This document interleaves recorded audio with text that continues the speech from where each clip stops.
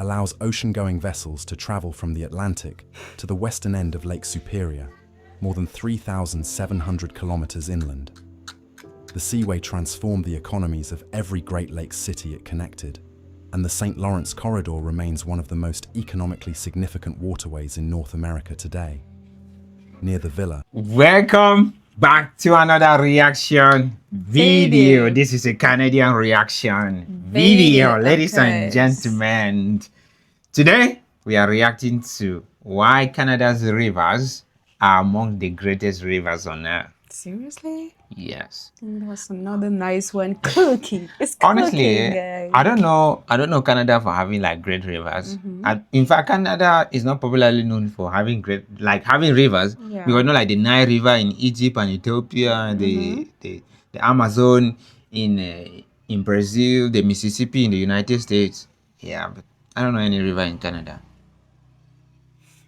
Yeah, but when we did a particular video, we heard about the Columbia River. I don't think I've heard about another. So let's hear about it. Let's go. 1789, a Scottish explorer named Alexander McKenzie set out from Great Slave Lake in what is now the Northwest Territories, looking for a navigable route to the Pacific Ocean.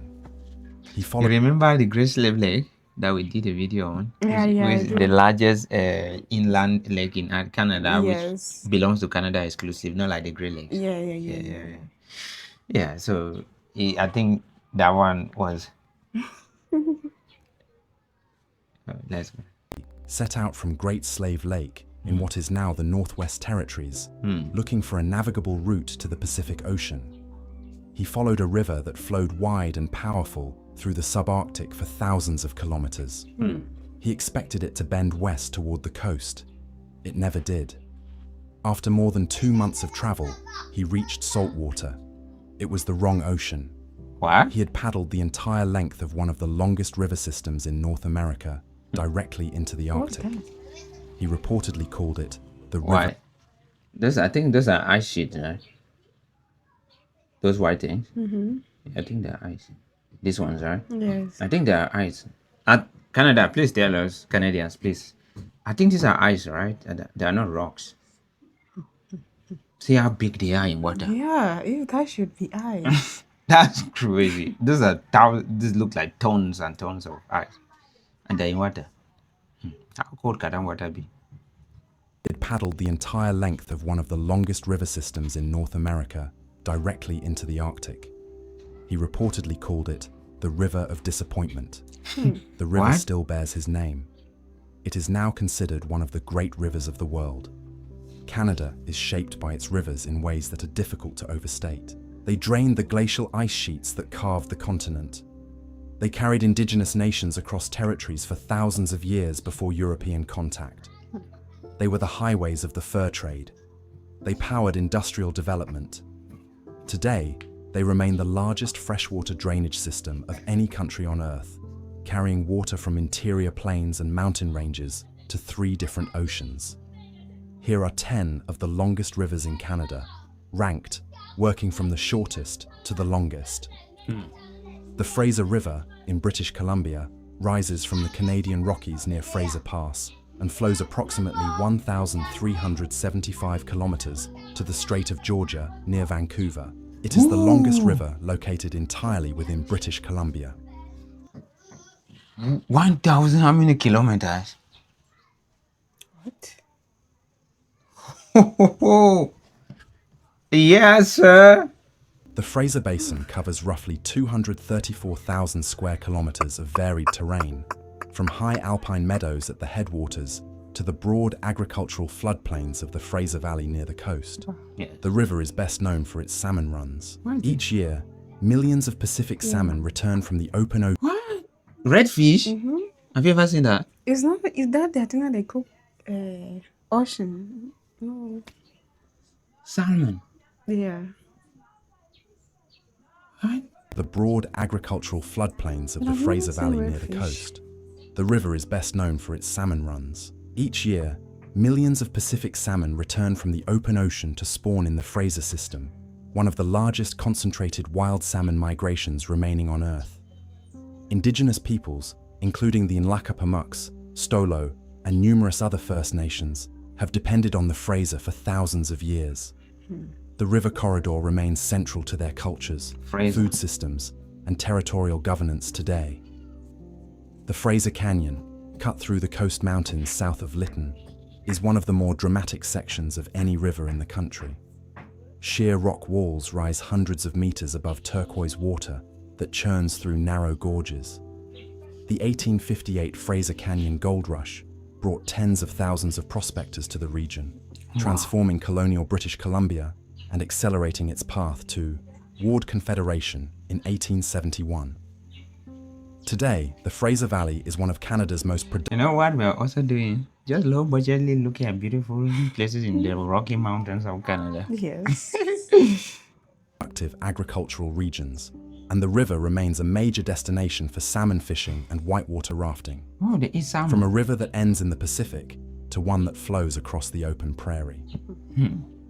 The South Saskatchewan River forms at the confluence of the Bow and Oldman rivers in southern Alberta, Okay. then flows approximately 1,392 kilometers across the prairie before joining the North Saskatchewan near Prince Albert. The river supplies drinking water, irrigation, and hydroelectric power to 2 provinces and crosses some of the most agriculturally productive land in Canada. Saskatoon, Saskatchewan's largest city, sits along the river. The river valley. So tell me that Saskatoon is the biggest city in Saskatchewan. I was like, no, You find out?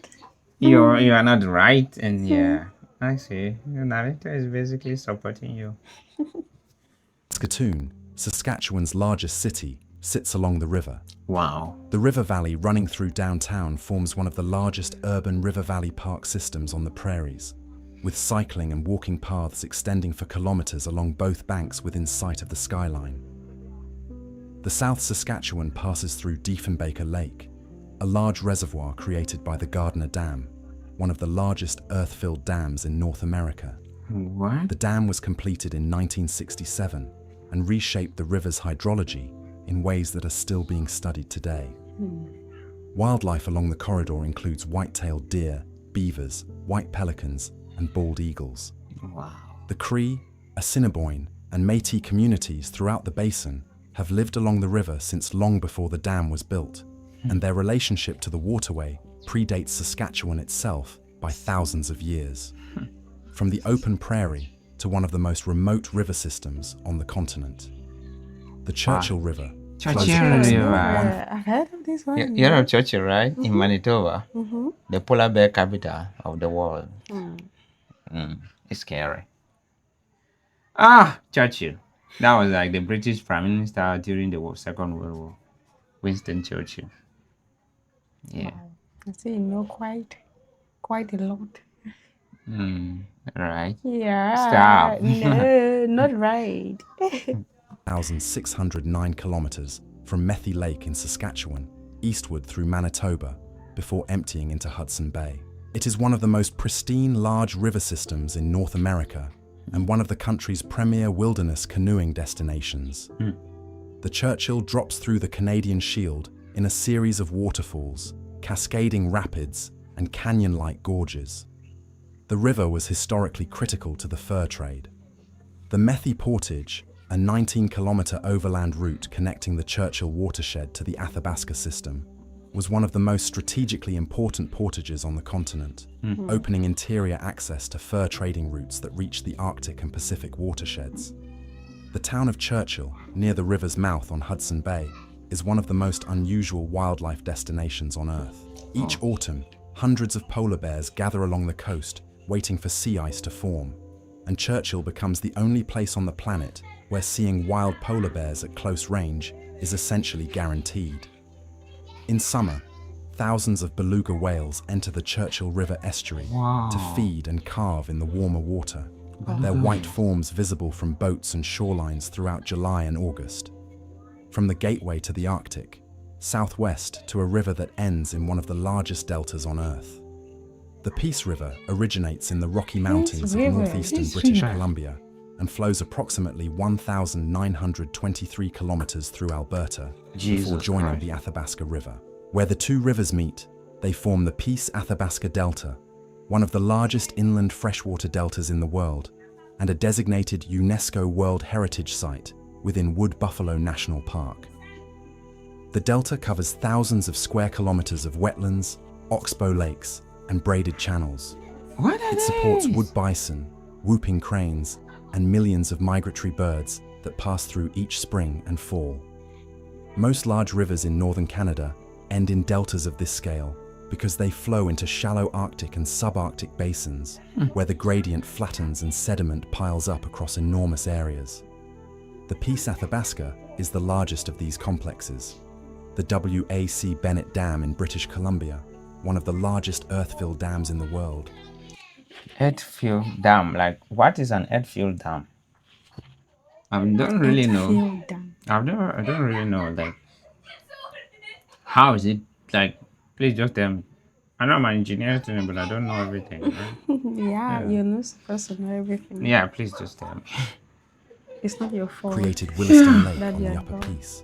Williston is the largest reservoir in Canada by surface area, stretching over 250 kilometers through the Rocky Mountain Trench. The dam fundamentally altered downstream flow on the Peace and was completed in the 1960s with consequences for Indigenous communities, including the West Moberly and Saulteaux First Nations, that are still being negotiated today. From a river that ends in a delta in the boreal interior to one that ends in a delta on Lake Winnipeg. The Saskatchewan River, formed by the confluence of the North and South Saskatchewan near Prince Albert, flows approximately 1,939 kilometers before draining into Lake Winnipeg. The river was the central transportation corridor for Indigenous nations and European fur traders across Western Canada for centuries. Look at how the river water is clean. What would make waters be so clean flowing in the river? Because I've never seen any clean river in my country. Never. Never, never, never. Never, never, never, Never, ever, never, never. never, ever, never, never, never, ever, never. Must you be crazy like me? Shaping the exploration and settlement of the region in ways that are difficult to overstate. Wow. The North Saskatchewan, the river's primary northern tributary, flows directly through Edmonton, Alberta's capital. The city's River Valley Park system stretches for over 160 kilometers along the banks and is one of the largest urban parkland systems in North America. The Saskatchewan River Delta, where the river enters Lake Winnipeg, is the largest inland delta in North America. Wow. It covers approximately 9,700 square kilometers of wetlands, channels, and islands and functions as one of the most important staging areas for migratory waterfowl on the continent. What? Tens of millions of ducks, geese, and shorebirds pass through the delta each spring and fall on their way between Arctic breeding grounds and southern wintering ranges. The Cree and Assiniboine peoples have lived along the Saskatchewan for thousands of years. Major trading posts established along its banks during the fur trade era, including Cumberland. D House, founded in 1774, were among the first permanent European settlements in Western Canada. From a prairie river that ends in Manitoba to a mountain river that crosses the border. The Columbia River begins at Columbia Lake in southeastern British Columbia and flows approximately 2,000 kilometers before reaching the Pacific Ocean. Most of that length is in the United States, Okay. but the river travels roughly 801 kilometers through Canada before crossing the border, passing through one of the most dramatic mountain corridors in the country. The Columbia River wetlands extend for over 180 kilometers along the upper river through the Rocky Mountain Trench. They form the largest continuous wetland in the North American Rockies and are internationally recognized as a globally significant bird habitat. Hundreds of species nest and stage. Look at birds. So many of them. So many. Oh my God. Internationally recognized as a globally significant bird habitat. Please, could you help close that door? Those children are really loud and noisy.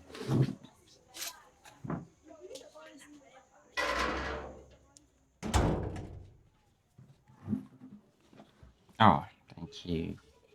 Welcome. You're You. welcome. Hundreds of species nest and stage in the area each year.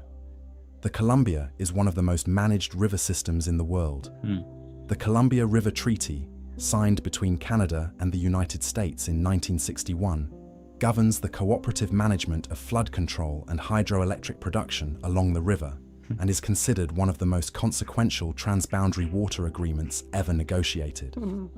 The treaty is currently being modernized after more than 60 years of operation, with negotiations involving the federal governments of both countries, the provinces of British Columbia, and indigenous nations including the Ktunaxa, Syilx, and Secwepemc, whose territories the river crosses.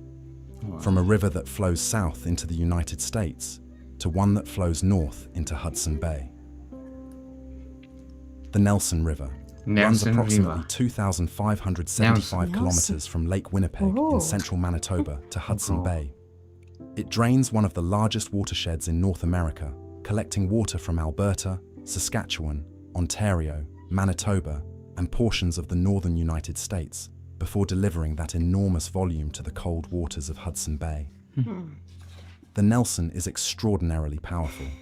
Its hydroelectric capacity is the foundation of Manitoba Hydro's generating system, with a series of large dams along the lower river, producing the majority of the province's electricity. Wow. Those dams have come at significant cost. The flooding required for their construction permanently altered Cree communities along the river, particularly the Pimichikamak, Tatasqueyak, and War Lake First Nations, whose territories and fishing grounds were transformed by decisions made decades ago. The lower Nelson flows through some of the most remote boreal wilderness in Canada. Woodland caribou, timber wolves, and black bears inhabit the corridor in significant numbers. The river holds deep cultural significance for the Cree communities who have lived along its banks since long before European contact, and whose relationship with the waterway predates Manitoba itself by thousands of years. That water is powerful. Extremely powerful. I don't know how those people are kayaking down in like. You play, you go down and you drown. It could drag you down. Maybe they're professionals, no? Professionals will always know what they can do to save their life. Not to the bare minimum. Yeah. We hope they do know everything they do. From a river known mostly to the people who live on it, to one of the most internationally significant rivers in the world. The St. Lawrence River flows approximately 3,058 kilometers from the outflow of Lake Ontario to the Gulf of St. Lawrence, where it opens into the North Atlantic. It is the primary outlet for the entire Great Lakes system, CAR, raying the water of the largest collection of freshwater lakes on Earth out to sea. The St. Lawrence forms part of the Canada-United States border in its upper reaches, before passing through Montreal and Quebec City. The Thousand Islands region, where the river begins at Lake Ontario, contains more than 1,800 islands across a stretch of channel that has been a destination for cottagers, boaters, and travelers for over 150 years. The St. Lawrence Seaway, opened in 1959, allows ocean-going vessels to travel from the Atlantic to the western end of Lake Superior, more than 3,700 kilometers inland. The Seaway transformed the economies of every Great Lakes city it connected, and the St. Lawrence Corridor remains one of the most economically significant waterways in North America today. Near the village of Tadoussac, where the Saguenay River meets the St. Lawrence, the river becomes one of the most extraordinary whale-watching destinations on Earth. Blue whales, fin whales, minke whales, and beluga whales gather in the cold, nutrient-rich water in concentrations found almost nowhere else. The beluga... This whale is white. I've not seen it. I'm like, it looks almost as if it's not grown up yet. Because like those ones we saw. Yeah, but I learned that the thing is really incredible. I learned that this thing is incredibly intelligent. They can actually train it. You can actually train it to carry out some tasks and stuff like that. Yeah. Stay on off the phone. I turn it off. Yep. Okay. I think it's doing a lot already. Ah, shit. beluga population in the St. Lawrence estuary is particularly unusual. They are a genetically isolated group, descendants of an Arctic population that became cut off when the inland sea covering the region during the last ice age retreated, leaving them stranded thousands of kilometers south of their relatives. They are now one of the most southerly beluga populations in the world. From a heavily settled river that connects the continent to the world, to one of the last great wild rivers left on the continent. The Yukon River flows Yukon approximately River. 3,185 kilometers from its headwaters in the lakes of the Coast Mountains near Whitehorse westward, across Alaska to the Bering Sea. Within Canada, the river winds through largely Look roadless at how big that water is. Really, really big. It looks as almost, it could be like a kilometer across. You see? wilderness across the Yukon Territory, passing through dramatic canyons and unbroken boreal forest. The Yukon was the central artery of the Klondike Gold Rush of 1896 to 1899, one of the most chaotic and consequential mass migrations in North American history. An estimated 100,000 prospectors set out for the Klondike. Roughly 30,000 actually reached Dawson City. Most arrived too late to stake any worthwhile claim, and the rush collapsed within 4 years. The boomtown of Dawson, built almost overnight at the confluence of the Yukon and Klondike rivers, still stands today as a partially preserved gold rush settlement and a UNESCO tentative World Heritage Site. Miles Canyon near Whitehorse, a narrow gorge with sheer basalt walls, was one of the most feared stretches of the Gold Rush River route. Prospectors who tried to run it in homemade boats were killed often enough that the Northwest Mounted Police eventually required them to portage around it. Wow. The Yukon River Quest, the world's longest annual canoe and kayak race, runs 715 kilometers from Whitehorse to Dawson City every June. 700 kilometers. 15 kilometers. From here to my hometown is 370 kilometers. It takes you about 8 hours to get there. That means, but though this one might be a straight road, I don't know. That means it could still take you like 10 hours to do this at minimum. Bro. And are you going through the river like? Yeah, everything is on the river. You're not coming out of the water. Cannot fly? Why? It's a race in water with boats. Why would they be racing in water and you're flying? Except you are Mr. Beast. When they're doing a race on foot, he's taking a car. Mr. Bean, not Mr. Beast, sorry.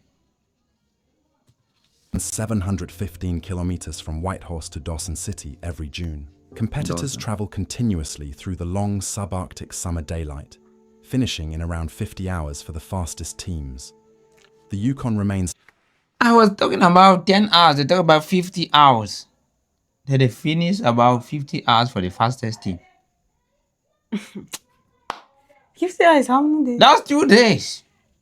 And some change. Some change. Chicken change. You on the water for 2 days. No. No way. These Canadians be... And when you're tired, you rest. Why do you rest on the water? Like just, I don't know. Stand there. Yeah, just stand there. Why? Or you... As if you're practicing how to lose the race. Stand and wait. travel continuously through the long subarctic summer daylight, finishing in around 50 hours for the fastest teams. The Yukon remains largely free-flowing and undammed throughout its Canadian length. Why? It is one of the last great wild river corridors on the continent, and the central waterway of the Vuntut Gwitchin, Trondek Hwechin, and other First Nations whose territories border it. From the second longest river in the country to the longest, the McKenzie River flows 4,241 kilometers from Great Slave Lake in the Northwest Territories northward to the Arctic Ocean. It is the longest river system in Canada and the longest river system on Earth that flows into the Arctic. That direction matters. Most of the world's major rivers flow east, west, or south. Rivers that flow north into the Arctic are a small and unusual category, and the McKenzie is the most significant of them. The river basin covers approximately 1.8 million square kilometers, a drainage area larger than the entire country of Mexico, collecting water from British Columbia, Alberta, Saskatchewan, Yukon, and the Northwest Territories before delivering it to the Beaufort Sea.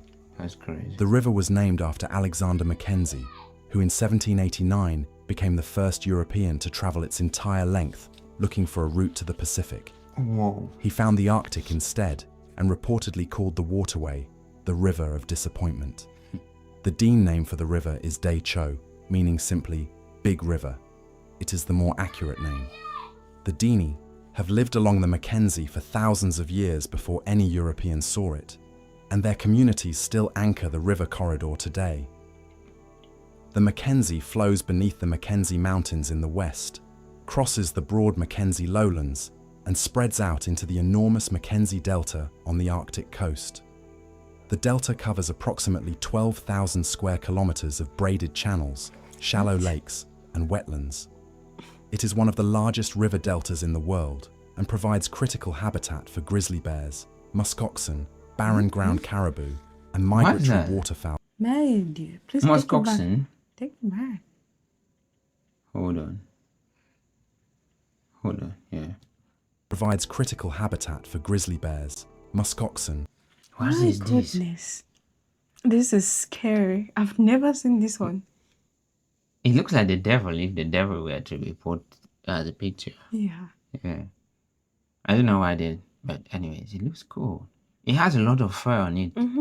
This is something. This is the animal I would expect to survive the North Pole, like those northern cold places in Canada. Yeah. Look at the nerve hair that is on it, like fur on it. Yeah, to take care of the cold. Yeah. I've never heard of this animal, I forgot. and I've never seen it anywhere. Look at that. It looks like what you would call a beast. The short form of an African buffalo.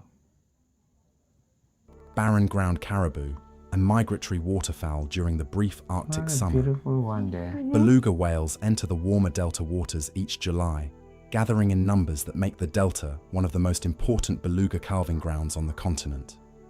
In summer, barges navigate the river to deliver fuel, building supplies, and goods to communities like Fort Simpson, Norman Wells, and Inuvik that have no other practical year-round connection to the outside world.